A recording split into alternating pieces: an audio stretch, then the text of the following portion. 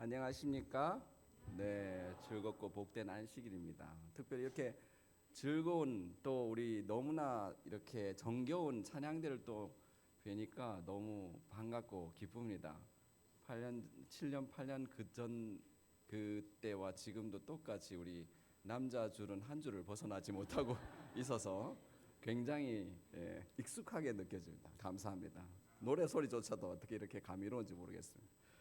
자, 오늘은 어제 이어서 건강과 장수의 비결 두 번째 시간을 맞이해서 이제 어제는 제가 이제 그 음식 편에 대해서 설명을 드리면서 하나님께서 우리에게 주신 음식의 원칙이 얼마나 의학적으로도 잘 증명이 되며 그게 올바르다는 사실이 이렇게 잘 알려져 있으며 또한 우리에게 얼마나 도움이 되는지에 대해서 여러분께 나눠드렸습니다. 그리고 또 오늘은 거기에 이어서 이제 음식 이외의 원칙들, 많은 원칙들이 있습니다만은 이 시간에 모든 걸 다 하지는 못하고 그 중에 이제 일부 중요하다고 알려져 있는 원칙들을 설명드리면서 여러분들도 스스로 점검해 보면서 내가 이와 같은 건강 원칙을 얼마나 잘 하고 있는가, 그리고 그걸 통해서 내가 온전히 건강을 누리고 있는지 한번 점검하는 시간을 가지고, 또한 하나님께서 우리에게 주신 이런 건강 원칙들이 우리를 너무나 사랑하시기 위해기 때문에 주어진 그러한 원칙이라는 사실을 이제 점검하면서 얼마나 감사한 분이신가에 대해서 또 한번 느껴보는 그런 시간을 가졌으면 좋겠습니다. 어제 제가 이제 그 음식에 대해서 얘기했습니다. 음식에 대한 원칙은 굉장히 중요합니다. 제가 환자 한 분이 왔었는데요. 42세 남성이신 분이셨어요. 근데 그분 당뇨병 환자예요. 그래서 그분이 그 당화혈색소라고 당뇨의 정도가 어느 정도 심한지를 알아보는 검사를 하는 게 있습니다. 그걸 해보면은 이제 8점인가 꽤 높았었어요. 그래서 여기 나와네. 9.8이었네요. 처음에는 이제 굉장히 높았었죠. 저 정도면은 상당히 당이 꽤 높게 나오는 거, 2, 300 이상 나갈 수 있어요. 그래서 그러는 분들한테 어떻게 해야 될지 그분은 이제 잘 설명을 한 거예요. 그래서 제가 이제 당뇨 환자들이 오면은 단순히 약만 주는 게 아니고 어떻게 먹어야 될지, 어떻게 마셔야 될지, 어떻게 생활해야 될지를 쭉 설명을 하거든요. 근데 문제는 너무 안타깝게도 제가 설명드린 걸 제대로 하시는 분이 별로 없어요. 그걸 제대로 해주면은 이분 같이 되는 거예요. 그래서 이제 이분이 그걸 그때는 뭐 처음에는 막 갈증도 느끼고 체중도 감소하고 막 주 2, 3회 이분이 되게 이제 술도 많이 드시고 뭐 이제 이런 분이셨죠. 그런데 이제 이분이 이제 제가 설명한 대로 술도 끊고, 음식은 아까 채소가 굉장히 중요하다고 그랬잖아요. 섬유질이 많은 채소를 잘 먹는 게 중요하다고 그랬죠. 그래서 그런 걸 드시고 샐러드 같은 거 많이 드셨죠. 또 그리고 이제 통곡식으로 돼 있는 현미나 이런 것도 잘 드시고 체중도 한 10kg 빼셨어요. 그래서 빼셨고 운동도 열심히 하시고, 이게 제가 설명한 거를 아주 잘 지켜주셨어요. 처음에는 약을 상당히 많이 썼는데 이분이 점점 이런 그 절제돼 있는 그런 생활을 쭉쭉 하다 보니까 한 2년 정도 지나니까 체중도 많이 빠지고 술 거의 드시지도 않고 식사도 채식 위주의 식단을 하고 그랬더니 어떻게 되겠습니까? 병이 나았어요. 그래서 약을 끊었어, 이 사람은. 그리고 처음에는 약이 한 두세 개씩 막 들어가던 분인데 점점 이제 줄어가지고 약 2년 정도 지나니까 이 사람은 약을 완전히 끊었어요. 그리고 약을 끊고도 몇 개월 더 저한테 이제 온 거예요. 그러면서 이제 계속 체크를 했죠. 약을 끊고도 괜찮은가 보려고. 그래서 약을 끊고 계속 봤는데 어떻게 됐겠어요? 당이 정상인 거예요. 계속 정상으로 유지가 되는 거예요. 그래서 제가 이제 얘기를 한 거예요. 당신은 병이 나았으니까 이제 이 생활만 어떻게 하면 된다? 잘 유지하기만 하면 된다. 잘 유지하기만 된다. 예수님께서 날 구원해 주셨으니까 이제 괜찮으니까 내 마음대로 살아야지. 이게 아니고 잘 유지하면 된다. 그러면 어떻다? 당신이 건강할 것이다. 건강할 것이다. 영적으로도 건강할 것이다. 어떤 사람들은 예수님께서 구원하셨으니까 이제 내 마음대로 살면 되겠지. 뭐 이런 그렇게 그게 아니라 어떻게 된다? 이걸 잘 유지하면 그대가 건강할 것이다. 그래서 그분은 나으셨어요. 저희 한때 오시는 환자 중에 가끔 이런 분들이 계셔요. 당뇨가 있어서 약을 먹기를 시작했는데 생활 원칙을 잘 지키다 보니까 당도 좋아지고 심지어 다른 병도 있는데 그 병도 좋아지고 이제 이렇게 되시는 분들이 있어요. 그런데 문제는 이걸 다 설명했는데 동일하게 전혀 바꾸지 않으시는 분들이 있어요. 그럼 어떻게 되겠어요? 약을 자꾸 더 먹어야 돼. 약이 처음에는 하나였다가 두 개였다가 세 개였다가 인슐린도 더 했다가 막 온갖 방법을 다 쓰는데도 병이 자꾸 악화가 되는 거예요. 왜? 원인을 제거하지 않으니까, 뿌리를 뽑지 않으니까 계속 그렇게 되는 거죠. 자, 그래서 얘가 이렇게 음식 원칙이 중요하다는 설명을 했더니 사람들은 막 음식 중요하구나, 막 당근 주스를 내일 아침부터 막 갈아가지고 먹어야 되겠다, 막 케일 주스를 갖다 감자를 먹을까? 뭐 이렇게 생각하시는 분들이 계시면은 그렇게까지 안 해도 됩니다.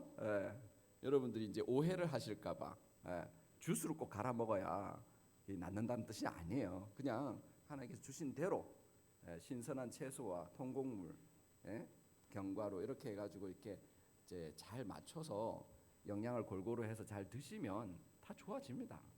굳이 어떤 특별한 요법을 쓸 필요 없어요. 아침부터 뭐 올리브유에다가 소금 타서 안 먹어도 돼요. 그렇게 안 해도 잘 낫는다고요. 그렇게 할 필요가 없어요. 자, 그러면 그 외에 우리가 알아둬야 될 중요한 원칙이 또 뭐가 있을까? 이제 운동이 있겠습니다. 그러니까 우리가 그 흔히 이제 운동의 중요성에 대해서 약간 좀 오해를 하시거나 혹은 그렇게 좀 간과하시는 분들이 있어요. 우리가 이제 1949년부터 1952년 사이에 런던의 버스 기사들을 대상으로 연구를 한 게 있었습니다. 근데 그때 런던 2층 버스 기사와 안내원을 대상으로 이제 그 건강 실태에 대한 조사를 했는데요. 그 중에 이제 심장병이 생기는 확률을 본 거예요. 근데 그 여러 사람들, 이게 1000년이라는 것은 여러 사람들의 인생을 그 연구한 기간별로 이렇게 그거 곱해서 만든 거라는 거예요. 10년을 연구했다면은 100명을 연구했다는 거죠. 10 곱하기 100 해서 그래서 1000년이라고 붙인 건데 연구 기간 동안에 수많은 이제 운전자와 수많은 안내원들을 다 모아가지고 연구를 했더니 운전자 하시는 버스 운전하시는 분이 그 기간 동안에 1.9명이 만약에 심장병이 생겼다면 안내원 1.9명이 생겼다면 운전자는 2.7명이 생겼더라. 이게 무슨 뜻인가요? 그러니까 안내하시는 분보다 버스 드라이브 하는 운전자가 한 2배로 심장병이 잘 생기더라. 이 뜻이에요. 무슨 말인지 이해가 되시나요? 똑같은 버스 운전과 그 일에 종사하시는 분인데 운전하시는 분은 뭐 해야 돼? 하루 종일 의자에 앉아 있어야 되잖아. 하루 종일 택시 운전하시는 분, 버스 운전하시는 분은 하루 종일 의자에만 앉아 있어야 되거든. 근데 안내하시는 분은 어때요? 자꾸 위아래로 2층 올라갔다 아래층 내려갔다 그나마 그 안에서라도 자꾸 움직인단 말이에요. 여기쪽으로 오세요, 이쪽 안으로 들어가세요, 저 위로 올라가세요 이러면서 왔다 갔다 자꾸 해야 되거든. 그분도 앉아 계시기도 하다 서기도 하지만 그나마 그 안에서도 계속 움직이는 거예요. 그랬더니 같은 일하는 환경인데도 불구하고 의자에 가만히 앉아 있는 사람보다 조금이라도 움직이는 사람이 심장병 걸릴 확률이 반으로 줄더라. 무슨 말인지 아시겠죠? 그러니까 이제 여러분들은 집에 가면 뭐 해야 돼? 리모컨을 치워버려야 돼. 우리 남편이 좀 움직이도록 리모컨을 좀 치워버려야 돼. 무슨 뜻인지 아시겠어요? 좀 움직이도록 해야 된다는 뜻이에요. 이거 뭐가 하나 빠져버렸는데 지금 잠깐만요. 신체 활동 강도와 사망률의 관계라는 저 그래프에는 지금 이 그래프가 지금 잘 안 보이게 됐는데요.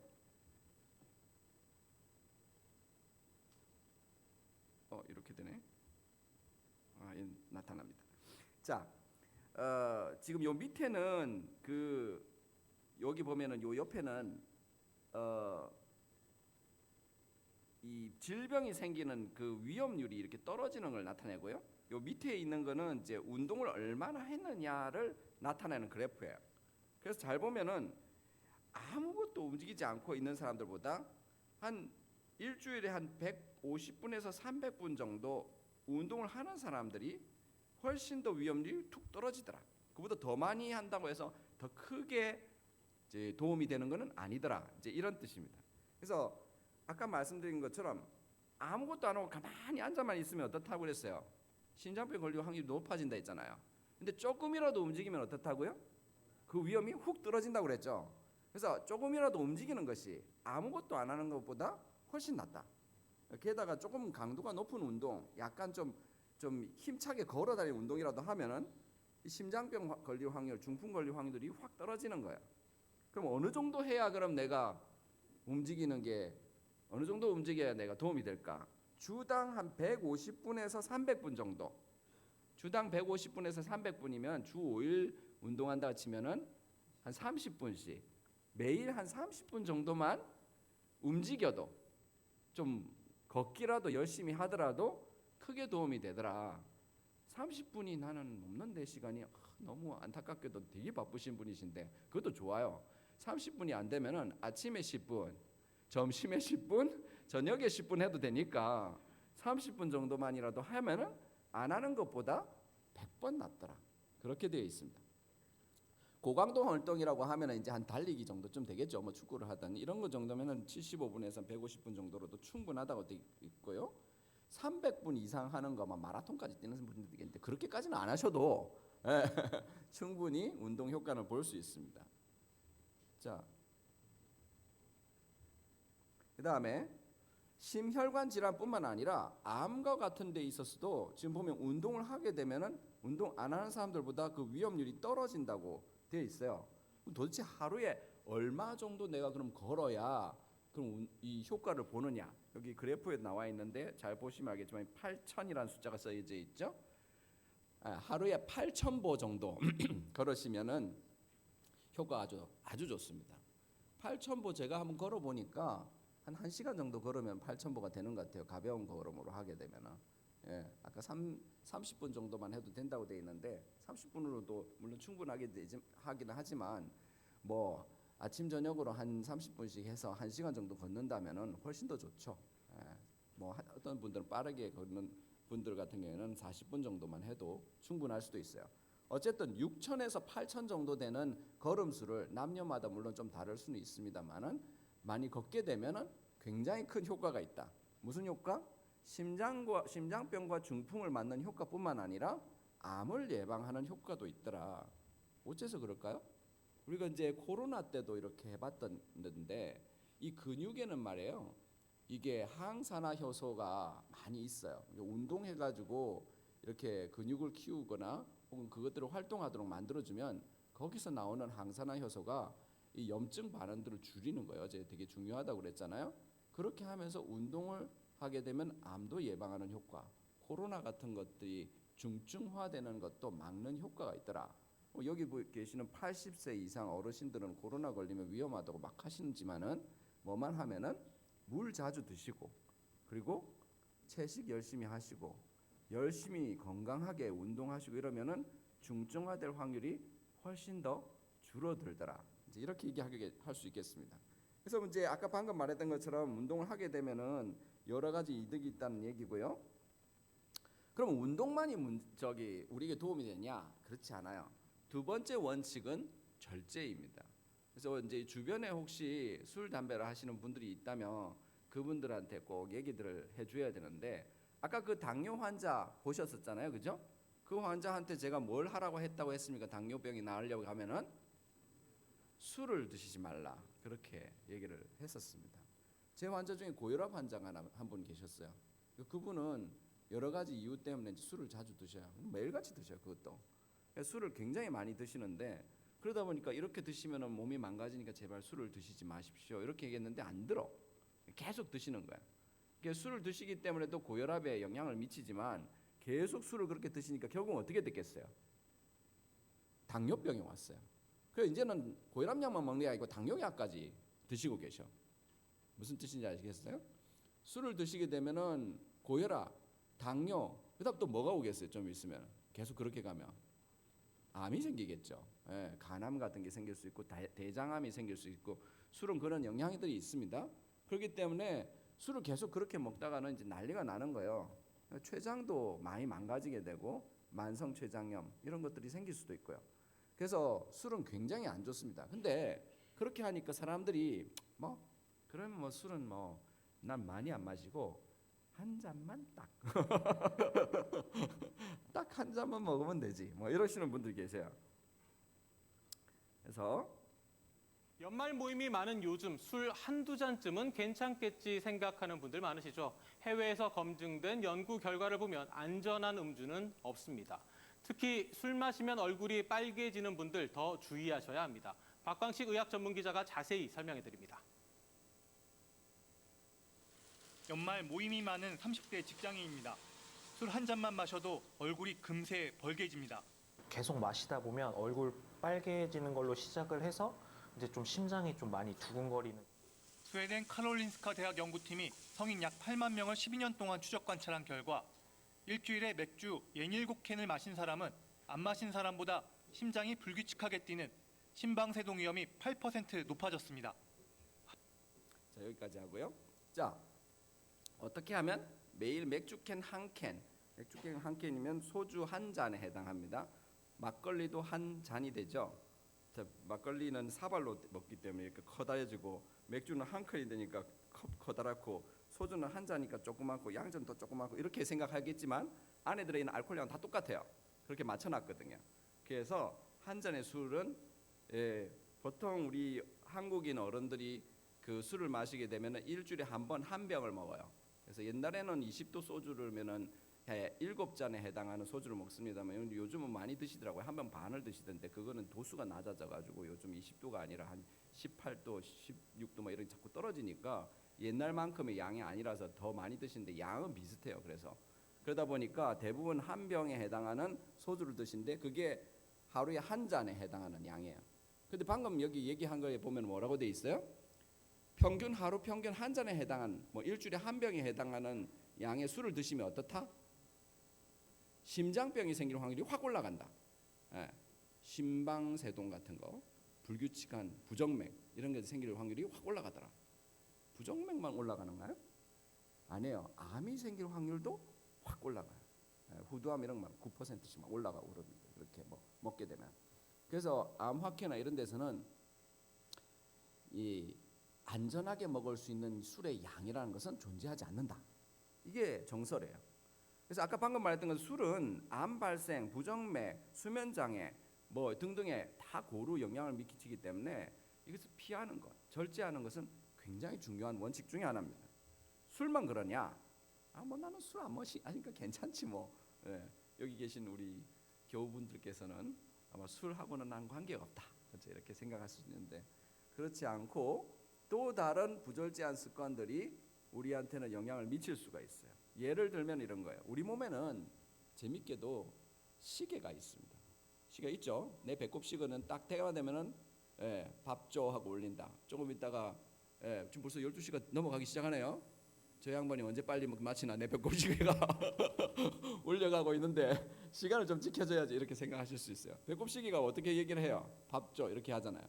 우리한테는 시계가 있습니다. 시계가 아침이 되면 딱 눈이 떨어지고 저녁이 되면 잠이 솔솔 오고 다 시계가 있어요. 그죠? 근데 이 시계를 교란시킬 수가 있어요. 그러면은 우리가 어떻게 돼요? 예를 들면 우리가 여기 살다가 갑자기 이제 외국에 갈 수가 있잖아요. 여행을 미국 같은 데 가면은 거기가 지금 우리는 여기가 밤인데 거기는 막 낮이에요. 이런 막 혼란을 겪거든요. 갑자기 우리 몸이. 그래서 한 3일 정도는 이 시차 적응 때문에 좀 혼란을 겪는 경우가 있어요. 그러나 너무나 놀랍게도 우리 몸은 잘 적응해요. 거기에 또 시간 딱딱 맞춘다는 거죠. 잠깐 교란이 있어도 잘 맞춰요. 그런데 이게 하루 이틀의 교란이 아니라 하루 이틀 3일 4일 계속해서 뭔가가 안 좋다. 우리의 생활 습관이 밤낮이 자꾸 바뀌고 먹는 것도 불규칙하고 밤에 먹었다 낮에 먹었다 뭐 하루에 3끼 먹는 게 아니고 5끼 먹었다 6끼 먹었다 이렇게 되면 어떻게 되겠어요? 우리 몸 안에 있는 시계가 혼동을 겪는 거죠. 말하자면은 이게 우리 몸 안에는 음식을 딱 먹어서 예를 들어 맛있는 거 이렇게 입에 탁 들어가잖아요. 밥이 하나 탁 들어간다. 그러면 뇌가 저 밥이 들어간다 하고 벌써 신호를 줘요.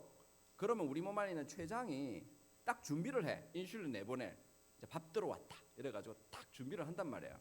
근데 이제 거기에다가 이제 인공당 같은 거 있잖아요. 뭐 제로 슈거 뭐 이런 거 먹는다고 해가지고는 맛은 달콤하게 나는데 실제로는 당이 안 들어가는 거 이런 거 있잖아요. 올리고당 이런 거 당 먹으면은 야 당 들어온다가 딱 준비했는데 그거 봤더니 뭐가 없어.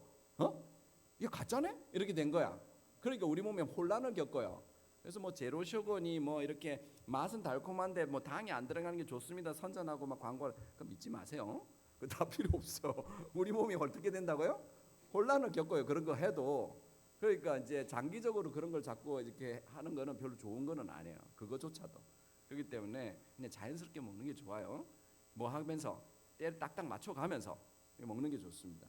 그래서 그렇게 하지 않으면 우리 몸이 혼란을 겪으면서 인슐린이 딱 나오려고 준비했는데 내가 이제 이 들어가는 거 보니까 인슐린 한 뭐 10이나 5쯤 내면 되겠어 이랬는데 이 사람이 멈추지를 않아. 어떻게 돼요? 먹고 또 먹고 이제 이렇게 되면은 과잉으로 일을 해야 되는 거죠. 그렇게 되면은 우리 몸이 이제 힘든 거예요. 그러니까 이런 식으로 시간도 못 맞춰, 먹는 양도 못 맞춰. 이래 되면 우리 몸이 어떻게 되겠어요? 혼란을 겪어요. 여러분들이 걸상 들고 1시간 버틸 수 있겠어요? 2시간 버틸 수 있겠어요? 일을 너무 많이 하면 나중에 팔이 힘들죠. 근데 끝나고자 아이고 이제 끝났다 이런 조금 있으니까 또 나와. 1시간 더 들어 이렇게 하면은 짜증 나겠죠. 똑같아. 우리 몸에 있는 췌장도 안 그래도 지금 많이 먹어 과식해서 힘들어 죽겠는데 거기다 대고 또 먹어? 이렇게 되면은 나중에 반란을 일으켜요. 인슐린도 잘 나오지 않고. 그게 어떻게 되는 병이에요? 당뇨병이에요. 당뇨병.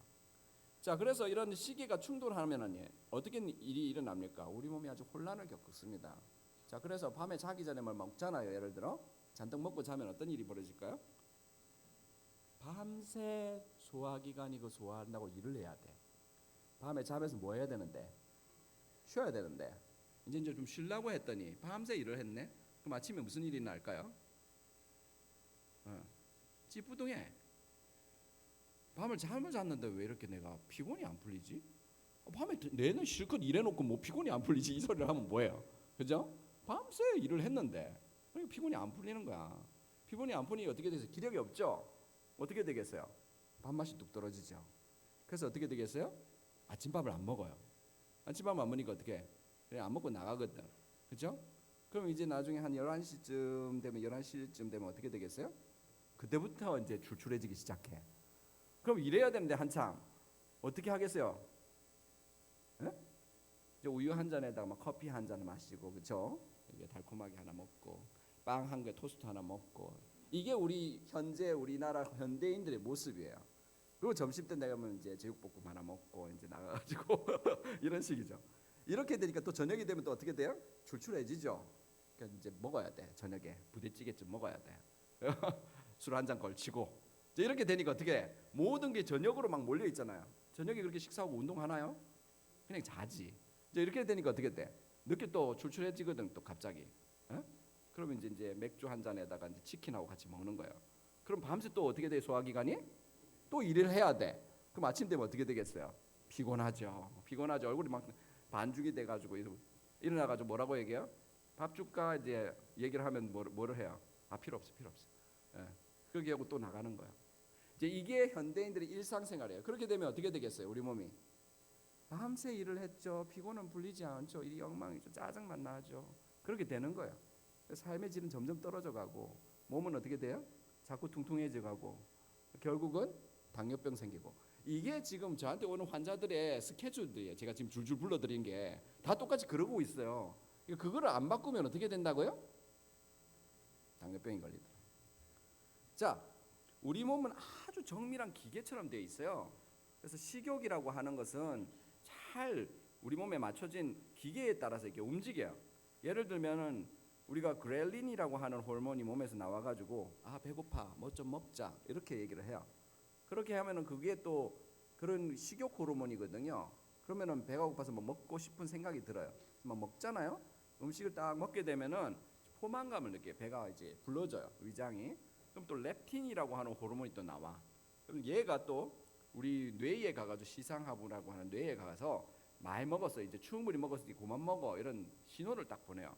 그러면 이제 그만 먹고 싶어지는 거예요. 딱 숟가락 놓고 배부르다. 배 두드리고 좋다고 이제 나가는 거죠. 이게 시계처럼 잘 돌아가고 있어요. 사실은.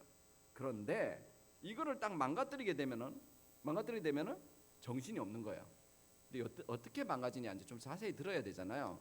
우리가 밥을 이렇게 먹잖아요. 그러면 배부르다, 배 두드리고, 이거 언제쯤 되면 배가 두드려질까? 퀴즈 내는 거 같네. 20분쯤 지나면, 밥 먹고 이제 시작해가지고 한 20분 정도 지나면 배부르네, 배 두드려져요. 20분 되기 전까지는 어떻게 해요? 그렐린이 훨씬 더 세죠. 그래서 배가 고파져. 근데 우리나라 사람들은 어때요? 빨리빨리의 민족이잖아. 국제 전화번호까지도 빨리야. 보니까 빨리잖아. 그렇죠? 얼마나 빨리의 민족인지. 하여튼 빨리예요. 그러니까 어떻게 밥도 빨리야. 밥을 얼마 만에 먹어야 돼요? 난 먹기 전에 내가 다 먹어야 돼. 그래서 5분 만에 끝내야 돼요. 자, 5분 만에 끝내면 배가 부를까요? 안 부를까요?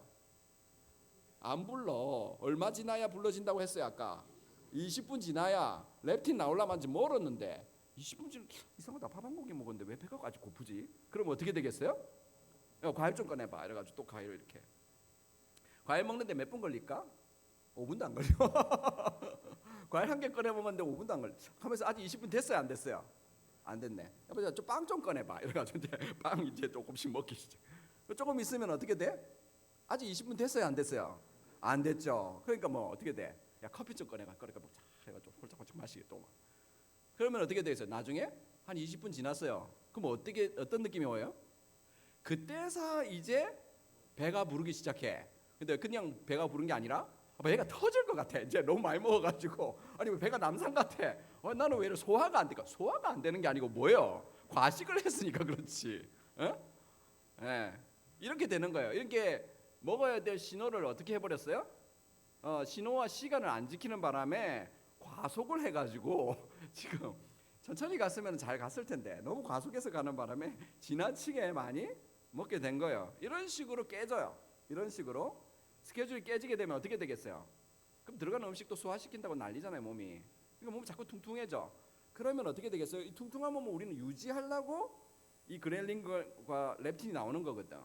그러니까 그렐린이 더 많이 나와야 돼. 요거를 유지하려면 좀 더 내야 되겠다. 더 배가 고팠죠. 그러니까 한 공기가 아니고 이제 몇 공기 먹어야 돼? 한 공기 반쯤 먹어야 돼. 이제 그 다음부터 한 공기 반을 먹는데 이 사람은 아까 방금 얼마 만에 먹는다고요? 5분 만에. 배가 불러지겠어요? 고파지겠어요? 고파. 안 되겠는데? 빵 한 두 개 더 먹어야 되겠다. 이러면 어떻게 되겠어요? 다음에는 더 많이. 그래서 막 80kg, 100kg 막 되는 거예요. 왜 이렇게 자꾸 되느냐? 처음부터 그랬던 게 아니에요. 깨져서 이런 거예요. 그럼 어떻게 해야 되겠어요? 천천히 먹어야죠. 천천히. 우리 현미 먹으면 빨리 먹고 싶어도 빨리 못 먹어요. 이게 뭐 목에 넘어가지 않아. 한참 씹어야 돼. 한 30번, 40번씩 씹어야 돼. 이 상추에다가 쌈에다가 이렇게 먹으면 한 50번은 씹어야 넘어가요. 자연스럽게 어떻게 돼요? 천천히 먹을 수밖에 없어요. 왜 생으로 먹으라고 하는지 이해가 되셨나요? 이게 천천히 먹어야 돼. 이게 천천히 먹다 보면 어떻게 돼요? 그러면 이게 자연스럽게 포만감이 느껴지게 되고 양도 줄어들게 됩니다. 그래서 이 과식과 부절제를 잘못 이렇게 방치하게 되면 방금 말했던 뚱뚱해진다는 얘기했잖아요.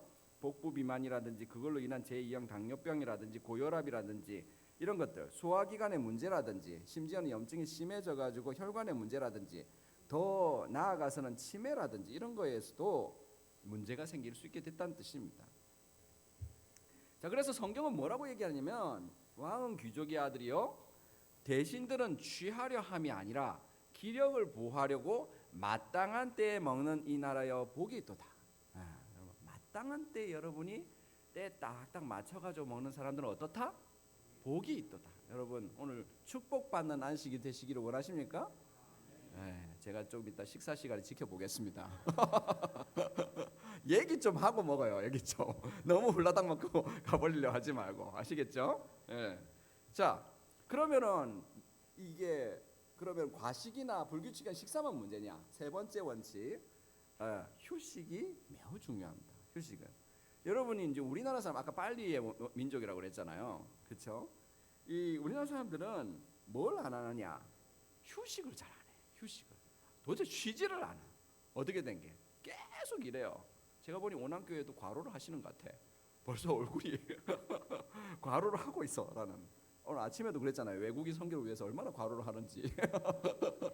중간에 너무 힘들어가지고 관두고 싶다는 생각이 나올 정도로, 그렇죠? 도움이 많이 필요합니다. 자, 휴식은 근데 잠깐 필요해요. 그래서 우리에게 뭐가 주어졌어요? 안식일이 주어진 거예요. 이날은 휴식이 필요한 날이에요. 회복과 연결이 필요하다. 사람들은 휴식의 그 필요성을 간과하기가 쉬워요. 특별히 우리에게는 어떤 휴식이 매일 필요해요? 잠이라는 휴식이 필요해요. 수면이 되게 중요하거든요. 오죽하면 하나님께서 사랑하는 성도에게 잠을 주시는도다. 성경에 나오잖아요. 그죠? 잠은 하나님 주시는 축복이에요.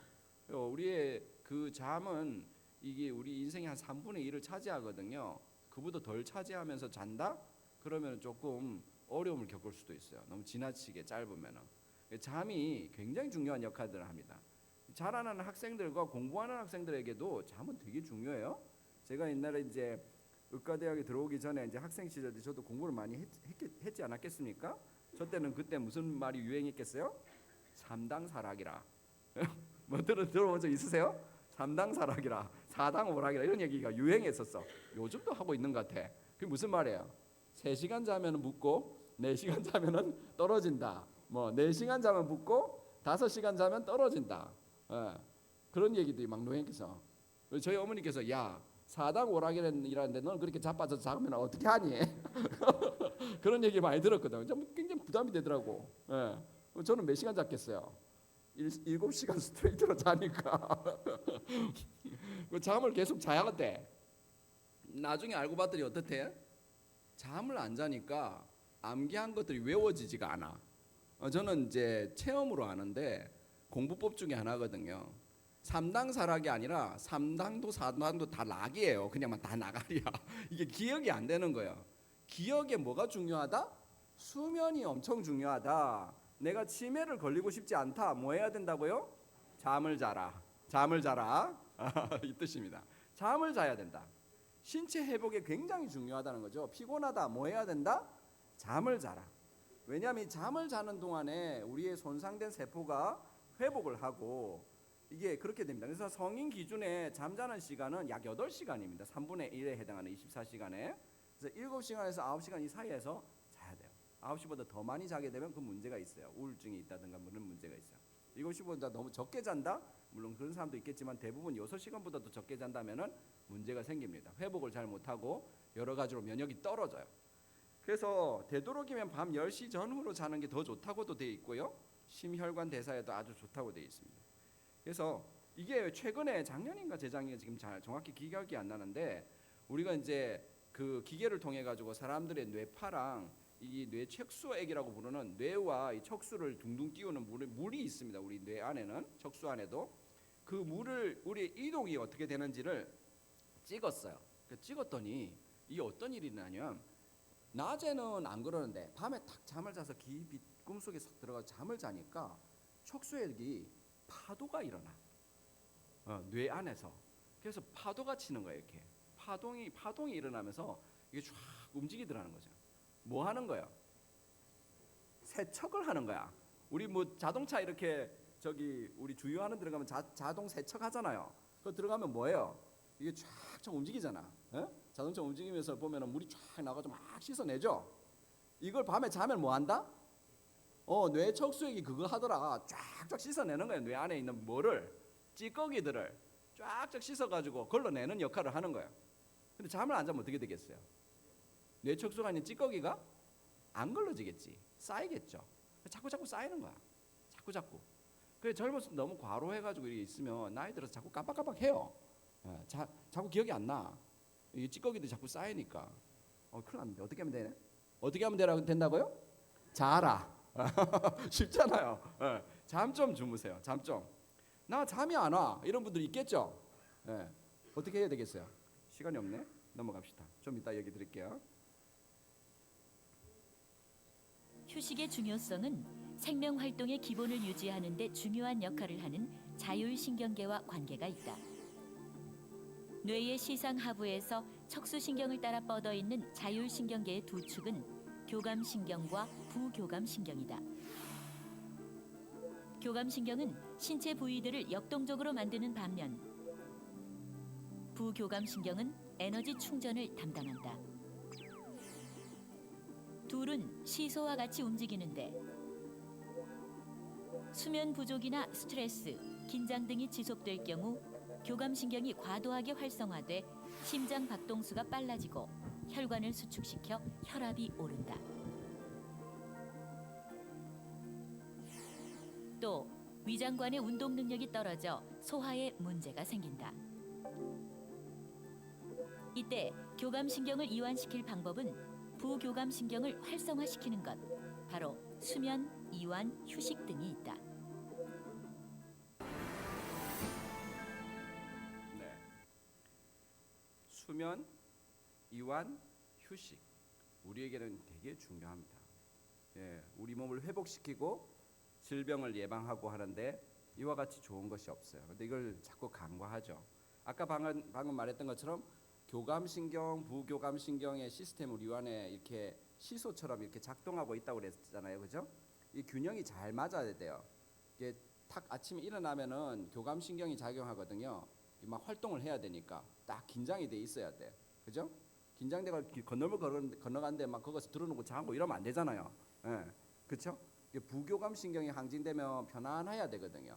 예, 그러면 소화도 잘 시키고 이렇게 돼야 돼요, 그죠? 근데 이제 교감신경이 항진되면 소화가 잘 안 돼요. 이제 밥 먹고 있다가 갑자기 호랑이 쫓아온다 생각해 보세요. 천천히 앉아 밥 먹고 있겠어요? 얼른 도망가야 되잖아. 근육이 움직이고, 그렇죠? 그래서 교감신경이라는 게 항진돼요. 스트레스 받을 때는. 그러면 소화하고 먹으면 다 내팽개치고 도망가는 거 바쁘죠. 근데 편안할 때는 또 밥도 먹어야 되잖아. 안 그러면 언제 기력을 얻겠어요, 그렇죠? 이게 이 균형이 잘 맞아야 되거든요. 근데 이게 균형이 안 맞다. 어떻게 되겠어요? 그러게 되면 우리 몸이 망가지는 거예요. 계속 심장이 계속 뛰어야 된다고 생각해 보세요. 너무나도 빠르게 스트레스 받아가면서 못 살겠죠. 이렇게 된다는 뜻입니다. 그렇기 때문에 이와 같은 것들이 지속되고 자꾸 누적이 되면 어떤 일이 있나요? 불면이 일어나요. 그래서 연세 드신 분들이 내가 5시간밖에 잘 못 자요. 자다가 자꾸 깨요. 예, 나는 수면을 잘 취할 수 없어요. 8시간 자고 싶어도 안 돼요. 그런데 이런 분들은 이렇게 자꾸 체크를 해보면은 오랜 시간 20년, 30년 계속해서 이렇게 스트레스에 시달려 온 분들이 있어요. 어떤 환자분이 하나 오셨어. 그래가지고 그분이 막 울고 막 스트레스 받아가지고 힘들다고 막 그렇게 아유 많이 힘드시군요. 얼마나 힘드셨습니까? 그냥 막 우리 시어머니가 나를 갖다가 얼마나 괴롭히시는지 막 이렇게 얘기하시는 거예요. 내가 보니까 머리가 허연부정 80은 되면 시어머니가 100세신가? 그래서 그래요. 그 시어머니가 지금까지 괴롭히시면 굉장히 힘드시겠어요. 그러니까 시어머니 지금 어떻게 하고 계신데요? 20년 전에 돌아가셨어. 20년 전에 돌아가셨는데 아직도 그 생각을 스트레스를 돌아가신 시어머니 생각에 20년을 아직도 받고 있으면은 잠이 안 올 법하겠죠. 예. 여러분이 이렇게 사시면 안 된다는 뜻입니다. 어떻게 해야 되겠는가 조금 이따가 얘기 드리고요.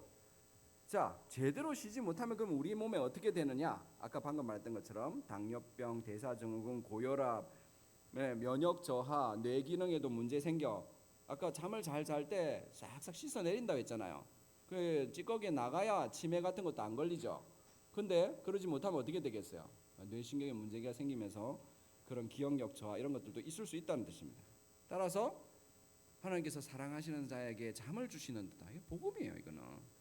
여러분들이 만약에 사랑을 더 받고 싶으세요? 잠을 자세요. 잠을 자세요. 네.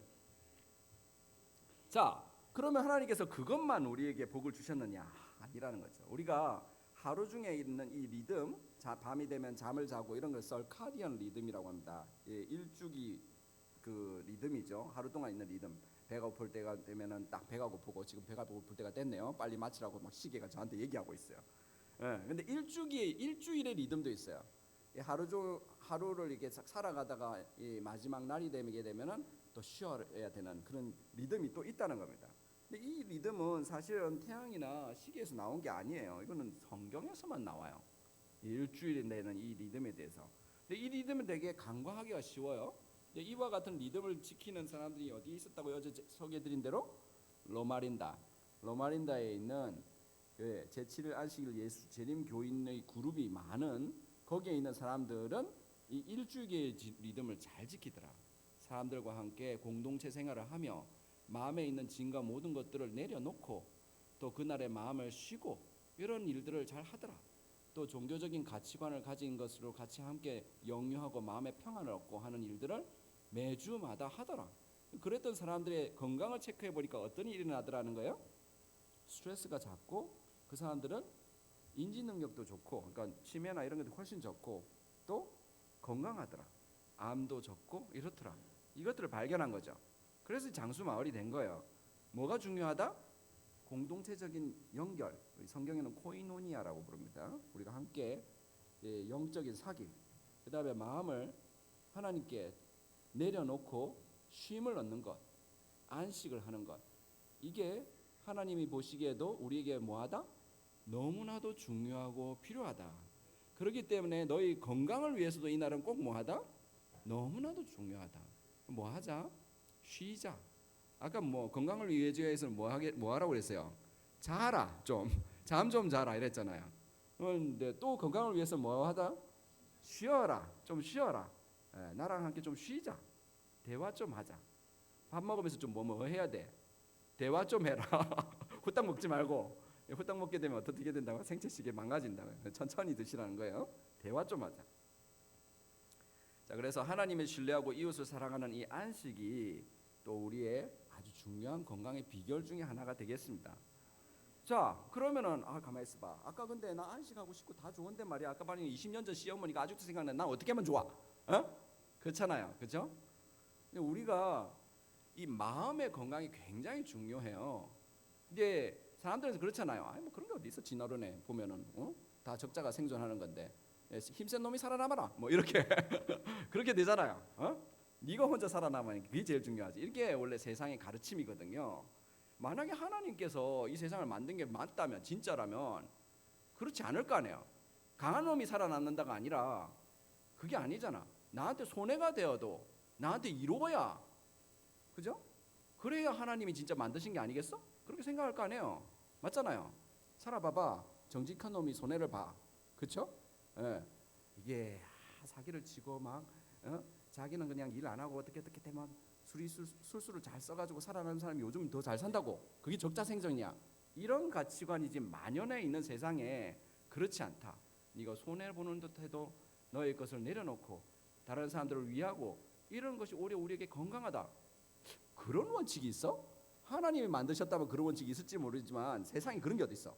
진화론이 최고야 라고 생각하시는 분이 계실지도 몰라요. 그래서 이거 조금 보겠습니다. 실제로 연구에 따르면 봉사활동을 하는 사람들은 혈압이 낮아지고 엔도르핀이 증가하는 등의 신체적 변화와 함께 정신적 포만감을 경험하게 되는데요. 이것을 헬퍼스 하이라고 부릅니다. 우리가 남을 위해 이타적인 행동을 하면 대뇌 속 보상중추가 활성화되는데 이는 사랑에 빠지거나 맛있는 음식을 먹을 때 활성화되는 부위와 같습니다. 이 보상중추가 활성화되면 도파민, 세로토닌, 엔도르핀 등 이른바 행복 호르몬들이 분비되고 이 호르몬들이 신경세포 말단에 있는 시냅스를 통해 흡수되면서 우리는 기분 좋은 만족감과 즐거움을 느끼게 되는 것이죠. Reward circuits, these dopamine circuits in the brain that signal pleasure and reward, also activate. So our nervous system is wired to enjoy opportunities and events where we contribute to the welfare of another. There's a lot of research on the benefits of volunteering. People live longer when they've spent time volunteering. People have a greater sense of meaning and purpose. They suffer less disease. Absolutely. 보십니까? 다른 사람들을 위해 가지고 애를 썼으면은 나중에 보면 힘들어요. 우리 집 설거지도 귀찮아 죽겠는데 남의 집 설거지하고 있는데 뭐가 그게 좋겠어요, 그렇죠? 그런데 이상하게 기쁘단 말이죠. 그런데 이상하게 이 사람들이 행복하다는 말이죠. 그런데 이상하게 이 사람들이 더 오래 살더란 말이에요. 무슨 말인지 아시겠어요? 더 오래 살고 면역계나 이런 것들이 좋아지고 가지고 있던 질병조차도 어떤 통증조차도 가라앉고 이런 것들이 보이더라는 거예요. 신기하죠? 내가 오히려 손해를 보는데 내가 나한테 유익이 된다. 손해를 보는데 나한테 유익이 되도록, 그게 진화론의 법칙인가? 진화론의 법칙은 내가 얻어먹고 내가 잘 살아야만 남을 짓누르고 그 위에 올라가가지고 적자생존해야만 적응해가 내가 살아남는다는 내용이거든요. 근데 이건 거꾸로 됐어요. 내가 살아남으려고 하는 게 남을 살려주려고 하는데 오히려 내가 도움을 받는다. 뭐라고요? 이게 바로 하나님의 법칙이라는 뜻입니다. 창조주께서 살아계셔서 사랑의 하나님께서 우리의 몸에다가 새겨두신 그분의 원칙이 바로 이와 같다는 것입니다. 아까 그러면 20년 동안 그렇게 막 자기의 트라우마에 살고 계신 그분은 어떻게 하면 좋겠어요? 에? 내가 어떻게 하면 그 사람들은 이게 편안한 마음을 다시 갖고 수 있을까?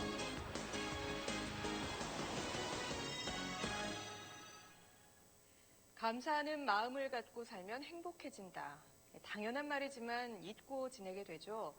그런데 실제로 감사하는 마음을 가지면 우리 뇌가 변하고 삶도 달라질 수 있다는 사실이 의학적으로 증명됐습니다. 남주현 기자가 보도합니다.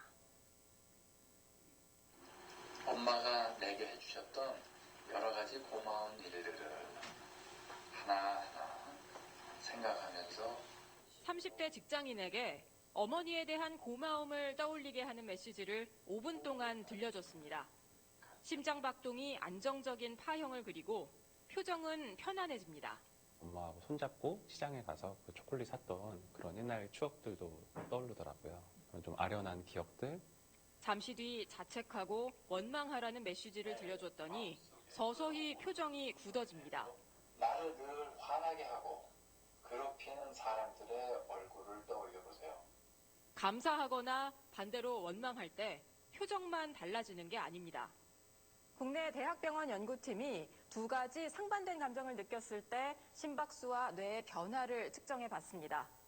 감사할 때의 심박수 평균은 차츰 감소하는 반면 원망하면 스트레스를 받을 때처럼 증가합니다. 심박수가 달라지는 건 상황에 따라 우리 뇌도 계속 변하기 때문입니다.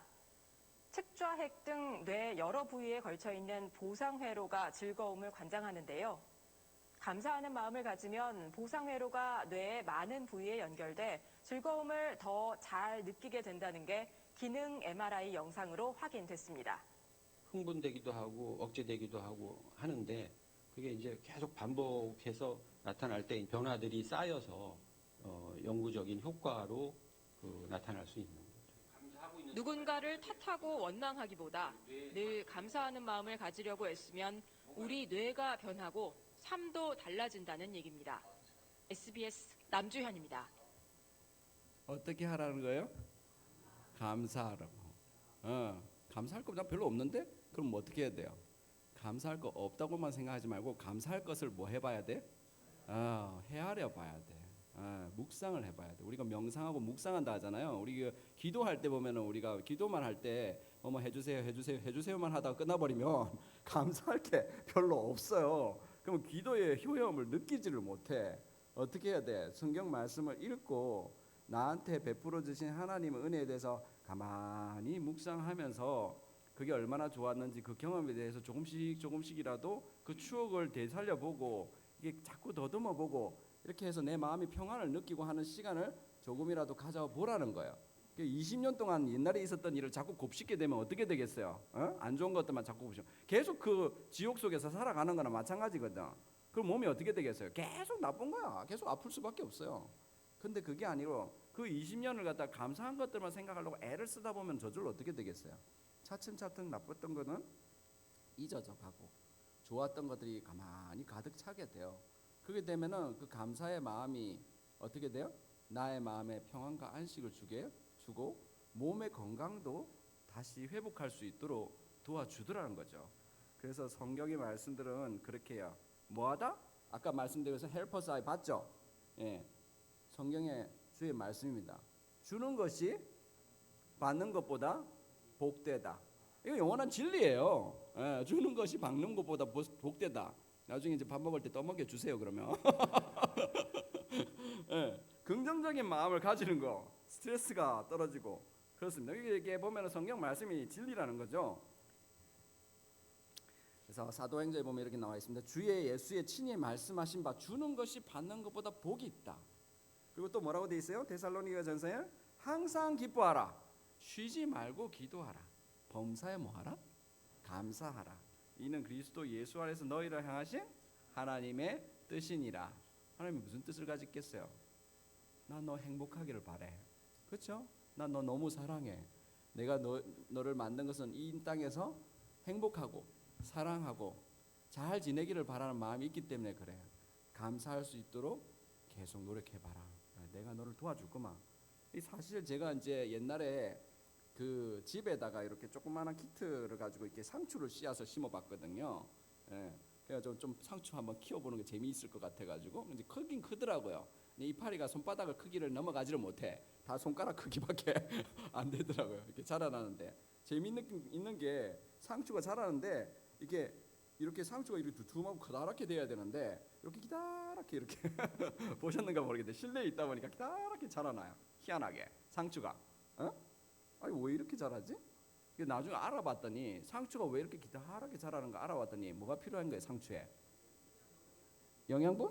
영양분이 아니었어요. 햇빛? 햇빛도 줬지. 뭐가? 사랑? 사랑을 맨날 주는데. 바람이 필요해. 바람이 필요해. 상추가 튼튼하고 크게 내려면 바람이 있어야 돼. 바람에 흔들려야 돼. 얘가 바람이 자꾸 흔들리면 줄기가 어떻게 되겠어요? 안 꺾이려고 줄기가 굵어져요. 굵어지니까 굵어지면서 이파리가 클 수 있게 된다는 거예요. 여러분 아침에 하나님께 기도하셨습니까? 주여 예수님을 닮게 해주소서. 그럼 어떤 일이 나요? 바람이 불죠. 짜증나는 일만 자꾸 생기죠. 그 바람 누가 불어주신 바람이에요? 하나님께서. 뭐 하라고? 튼튼해지라고. 우리에게 적당한 바람 불어주셔요. 성령의 바람뿐만 아니라 때로는 적당한 스트레스가 온다 하더라도 충분히 극복할 수 있도록 그렇게 해주실 때도 주님께서 우리를 사랑하고 계신 중이라는 겁니다. 나한테 때로는 내 삶에서 왜 이렇게 꼬이는 일이 많아?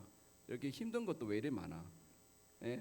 이제 간증으로 내놓으면 하루 종일 해도 되겠네. 이런 생각이 들 때에도 뭘 해라? 감사의 묵상을 하고 그 바람도 주님께서 능히 이기도록 뭐 하실 것이다? 축복하실 것이다. 긍정적인 마음으로 살아가시고 하면은 틀림없이 그분께서 여러분 마음의 안식도 그리고 건강도 축복도 허락하실 줄로 믿습니다.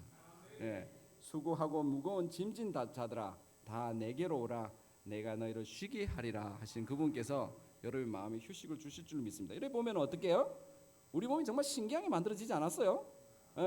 감사해도 그죠? 이타적으로 살아도 우리가 손해보는 것 같아도 어떻게 된다고? 건강해지는 이 놀라운 원칙들 그분께서 우리 몸을 창조하신 것이 틀림없습니다.